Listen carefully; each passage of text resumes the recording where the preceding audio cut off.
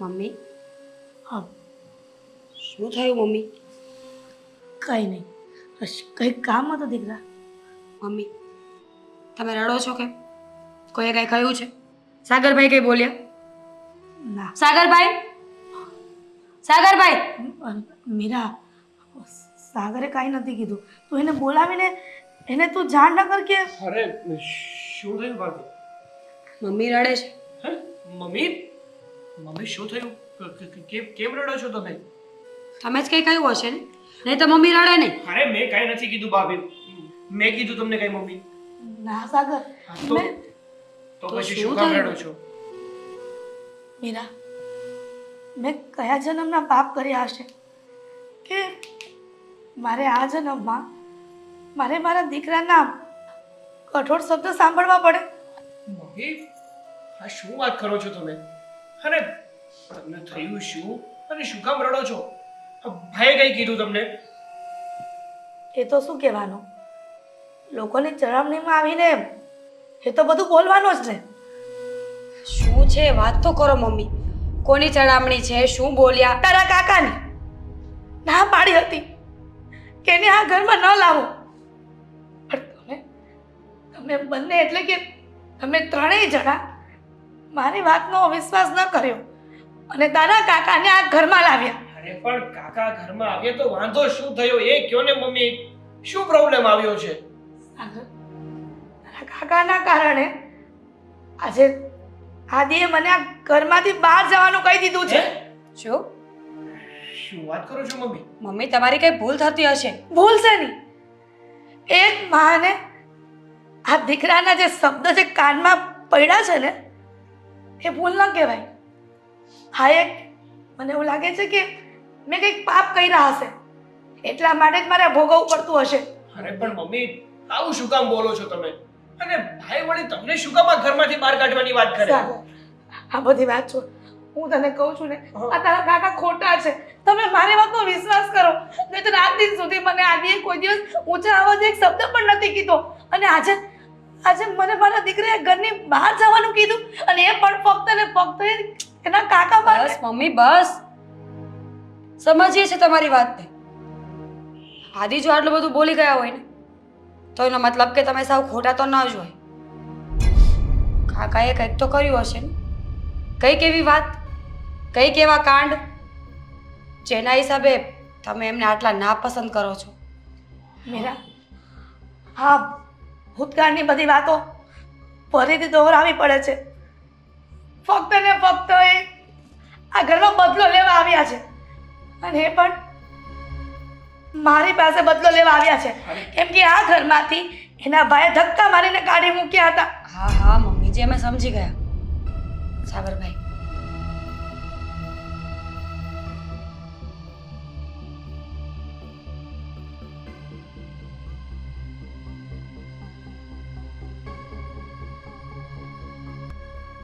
તમારી બધી જ વાત અમે સાંભળી છે. અમે જરૂર કંઈક કરીશું, પણ તમે ચિંતા ન કરો. આ તમારું ઘર છે અને તમારા ઘરમાંથી તમને બહાર કોઈ ન કાઢી શકે, કોઈ જ નહીં. હા મમ્મી, ભાભીની વાત એકદમ સાચી છે. તમારે ચિંતા કરવાની કે માયુસ થવાની કોઈ જરૂર નથી. હવે આગળ શું કરવું ને એ હું અને ભાભી વિચારી લઈશું. અને મમ્મી, આ રડતા તમે સહેજે સારા નથી લાગતા, એટલે ચૂપ થઈ જાઓ અને રૂમમાં જઈને આરામ કરો. હા, અને રહી વાત આ કાકાને અને આદિત્યની, તો અમે બંને શું કામના છીએ, અમે લડી લઈશું ને. મીરા, મને નથી લાગતું કે આદિત્ય આ વાત પરથી પાછો વળે. આ ઘરને વિખેરતું બચાવી લે. અરે પણ અમે કહીએ છીએ ને મમ્મી કે અમે બંને છીએ, તો પછી શું કામ ચિંતા કરો છો? હા મમ્મી, તમારે ચિંતા કરવાની કોઈ જરૂર નથી. તમારે તો શાંતિથી આરામ કરવાનો છે. આ તબિયત ખરાબ થશે ને તો એક કરતાં બીજી થશે. જાઓ આરામ કરો અને આગળ શું કરવું છે ને એ અમે ફોડી લઈશું. જાઓ. ઠીક છે.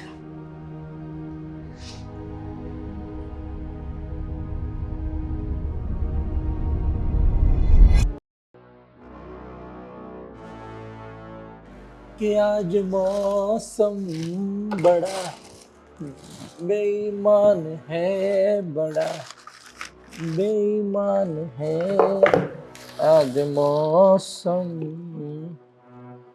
आने वाला तूफान है अरे આ અરે કાકા આ અરે આ સારું થયું તમે બેટા આવી ગયા આ થોડોક હાથ આપજો ને બેટા બહુ વજનવાળા છો હો તમે. ભગવાન તમારું સારું કરે બાપા.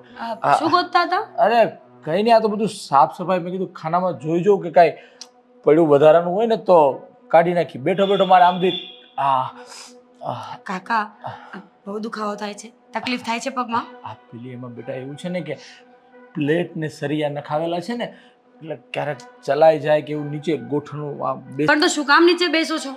કેટલી વાર ના પાડી છે મેં તમને, અહીંયા સોફા પર બેસો ને. અરે આ તો સાફ સફાઈ કરતો હતો ને તો એમાં તો નીચે બેસવું પડે.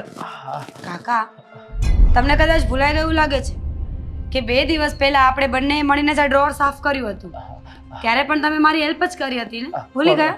એટલે જ તે આ મારો જીવ એવો રહ્યો ને કે નવરું બેસવું મને ગમે નહીં, એટલે મેં કીધું પાછું એકવાર બધું સાફ સફાઈ થઈ જાય, તમારે એટલું કામ ઓછું એમ. કેમ ભૂલી જાવ છો?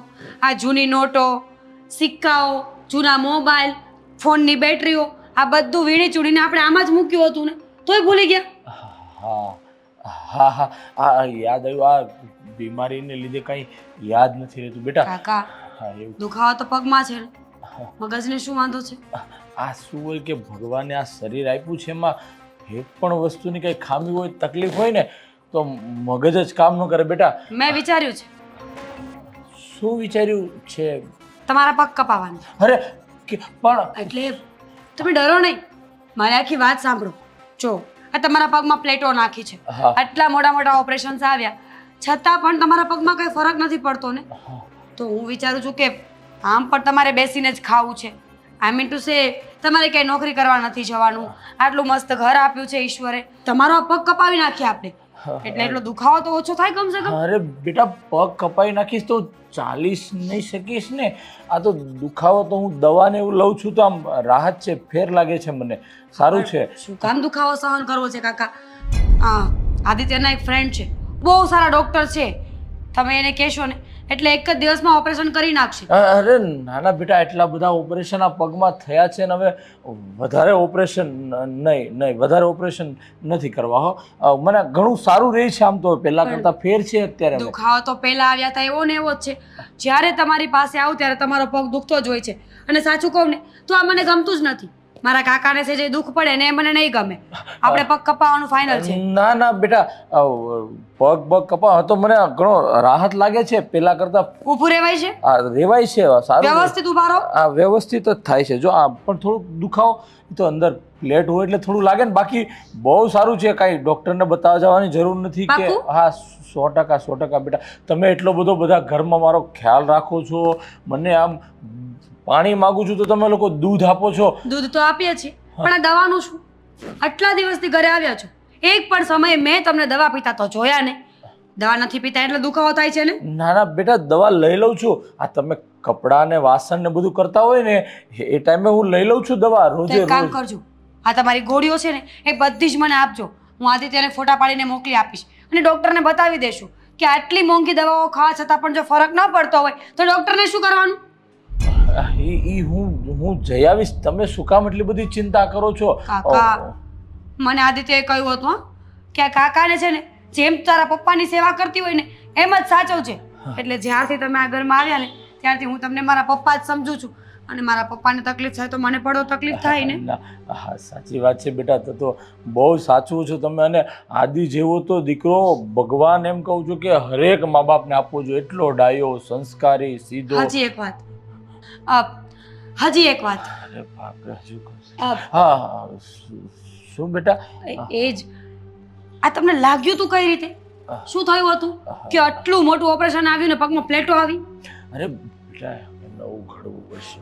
હા ના એ તો હું 4 ધામની જાત્રાએ ગયો ને તો ઓલા ખચ્ચર ને બધા હોય ને એને હું ગોળ ને ચણા ને એવું ખવડાવતો હતો ત્યાં કેદારનાથ ઉપર ગયો ને ત્યારે. એમાં પ્લેટ આવી? અરે પણ તમે બેટા મારી વાત તો સાંભળો. આ ખવડાવતો હતો ને વરસાદનો હા સમય. મમ્મી તમારી વાત હું પાછી આવીને સાંભળું. અહીંયા જ રહેજો. આવી મમ્મી. ભલા કઈ આ તો પેલી સીઆઈડીની જેમ એક પછી એક સવાલ પૂછવા મળી. આ સીબીઆઈ વાળાને પોલીસ વાળા સવાલ ન પૂછે ને એવા પૂછે છે. લાગે છે કે આને મારા ઉપર થોડીક શંકા ગઈ એવું લાગે છે.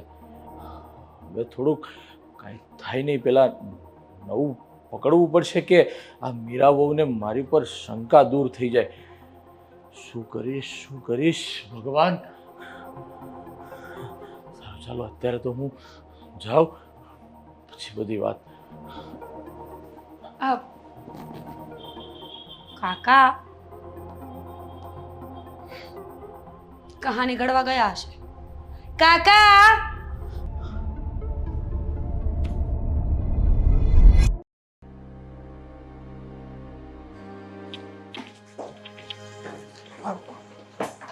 ભાઈ ભાઈ ભાઈ એક મિનિટ, બહાર જતા હતા? હા, આ કાકા માટે થોડી દવાઓ લાવવાની છે અને એમને થોડી વસ્તુઓ મગાવી છે, લેવા જતો હતો. ભાઈ પણ મારે તમારી સાથે થોડી વાત કરવી હતી. હા બોલ ને, શું વાત કરવી છે? જો ભાઈ, હા મમ્મી જે બોલી રહ્યા હતા ને એ બધું સાચું છે. કાકા છે ને તદ્દન ખોટા છે. બસ, જો કાકાને ખોટા સાબિત કરવાની કોશિશ કરી છે ને સાગર, તો હું તને પણ ખીચાઈશ. અરે પણ ભાઈ, અરે તમને કાકાનું એટલું તો શું લાગી આવ્યું છે કે તમને માનવા તૈયાર નથી કે કાકા સાચા છે કે ખોટા છે? આ તું કેમ પલટી મારી ગયો? હા, કાકા જ્યારે આ ઘરમાં આપ્યા ત્યારે મારા કરતા વધારે સેવા તો તું એમની કરતો હતો. કારણ કે મને જાણ નહોતી કે હકીકતમાં કાકા જેવા દેખાય છે એવા છે કે નહીં. પણ નહીં, એ દેખાય છે કઈ અલગ અને ઓરિજિનલમાં એનો રંગ જ કઈ અલગ છે. ગીરગીર જેવા છે કાકા, તમારી સામે કઈક અલગ રીતે રહી છે અને હકીકતમાં છે કઈક અલગ. બસ બસ, હવે રહેવા દે, હોશિયારી નહીં કર. ખબર છે બહુ મોટો થઈ ગયો છે. મારી વાત સાંભળ, તું પણ છે ને મમ્મીની વાતમાં આવી ગયો છે. મમ્મીનો લાડકો દીકરો બનવાની કોશિશ ન કર. તારી ભાભી પણ મને ફરિયાદ કરતી હતી અને કહેતી હતી, એને પણ મેં કહી દીધું છે ચોખ્ખા શબ્દમાં કે તને ન પોસાય તો તું પણ આ ઘરમાંથી જઈ શકે છે, તારા પિયર. અને તને પણ કહી દઉં છું, કાકા બિચારા ભોળા છે, આવી રીતે એમને હેરાન નહીં કરો, તકલીફ નહીં આપો એમને. જો ભાઈ, કાકા છે ને શકુની મામા જેવા છે. એવા પાસા નાખે છે ને કે સામેવાળો એમની વાતોમાં આવી જ જાય છે. અરે તમને સમજાવવા વાળા તમારી માં, તમારી પત્ની છે. તમને એમના ઉપર વિશ્વાસ હોવો જોઈએ કે કાલના આવેલા કાકા પર. આટલા સમયથી આપણી સાથે નહોતા રહેતા ને એટલે તું સમજી નહીં શકે. કાકાએ ક્યારે તને પ્રેમ આપી નથી શક્યા. જો કાકાએ તને નાનપણથી લઈને અત્યાર સુધી પ્રેમ આપ્યો હોત ને તો તને ખબર પડત કે કાકા શું છે. અરે કાકાએ તમને પણ પ્રેમ નથી આપ્યો. અરે આપણે સાવ નાના હતા ને ત્યારથી જ કાકા જતા રહ્યા હતા. ખ્યાલ છે મને, બધો જ ખ્યાલ છે. અને તું જે વાત કરે છે ને, તું સાવ ગોળવાઈ ગયો છે. હા, તમે લોકો બધા છે ને મમ્મીની વાતમાં આવી ગયા છો, પણ મને કાકાથી કોઈ વિરોધ નથી. તું મને એક ફરિયાદ બતાવ ને કાકાની. કાકાએ તો મારી સાથે એવું તે વળી શું કર્યું, એવા તો વળી કેવા પાસા ફેંક્યા કે જેનાથી મને લાગે કાકા ઉપર શંકા જાય, શક પડે. એવું કંઈ નથી થયું, તારી સાથે પણ નથી થયું. ઇવન ઘરમાં એવી કોઈ પણ વસ્તુ નથી બની કે જેનાથી કાકા ખોટા સાબિત થાય. અને તમે લોકો એમને ખોટા સાબિત કરી રહ્યા છો, છે નહીં? અમને કોઈ શોખ નથી થતો કે સાચા માણસને ખોટો સાબિત કરીએ, પણ એ હકીકતમાં ખોટા છે ને એટલે ખોટા સાબિત કરીએ છીએ. મમ્મીએ પહેલા પણ આવું કર્યું હતું. જ્યારે આપણે નાના હતા ને ત્યારે પપ્પાને આવી જ રીતે ચડાવીને બંને ભાઈઓ વચ્ચે વિખવાદ ઊભો કર્યો હતો. આ તારી જ ભાભી આપણા બંને વચ્ચે વિરોધ કરે કે તું ઓછું કમાય છે, હું વધારે કમાઉં છું. અને જો મારી દાનતમાં થોડીક પણ ખોટ આવી જાય અને તારી સાથે હું ખોટું વર્તન કરું તો તને દુઃખ નહીં લાગે, તારો સ્વભાવ નહીં બદલે, તું પણ બોલીશ ને મારી સામે. પણ આ બધી જબાની કાકાની છે. કાકાએ જેવું જ કીધું ને એવું તમે સાંભળ્યું છે. ના તો હકીકતની તમને કોઈ ખબર છે? તમે હતા ત્યારે એટલા સમજદાર હતા કે હકીકતમાં ઘટના શું બની હતી એની ખબર હોય? અરે કાકાએ એની રીતે કીધું, મમ્મીએ એની રીતે કીધું. પણ તું મને ખાલી એક જ વાતનો જવાબ આપ. તું વિચાર કર, કાકા અત્યાર સુધી ક્યારે આપણા ઘરે આપ્યા નહીં? આવું બધું બની ગયા પછી કોઈ દિવસ આપણને પૂછવા આવ્યા નહીં. હા તો હું એમને રસ્તામાં મળી ગયો, એમને મેં જોયા, એમની સાથે વાત કરીને હું એમને ઘરે લઈને આવ્યો, એ નહોતા આવ્યા. એ પોતાના જીવનને ગમે તેવી રીતે જીવી શકતા હતા અને જીવતા હતા. પણ તું સમજવાની કોશિશ કર. એમણે આખી જિંદગી સંઘર્ષ કર્યો છે. આ હિમાલયથી લઈને દરેક તીર્થધામ યાત્રાઓ કરી છે અને પોતાનું જીવન વિતાવ્યું છે, પોતાના પરિવાર વગર જીવ્યા છે. એમનું દુઃખ તું જાણીશ ને તો તને સમજ પડશે કે કેટલું દુઃખ પડ્યું છે. મેં તો એમની બધી જ કહાનીઓ સાંભળી છે કે એમને જીવનમાં શું કર્યું છે શું નહીં. તમને જે કીધું છે ને એ બધું મને પણ કીધું છે, પણ તમને એ નહીં ખબર હોય કે હકીકતમાં કાકા શું છે અને શું કામ એના અત્યાર સુધી લગ્ન નથી થયા.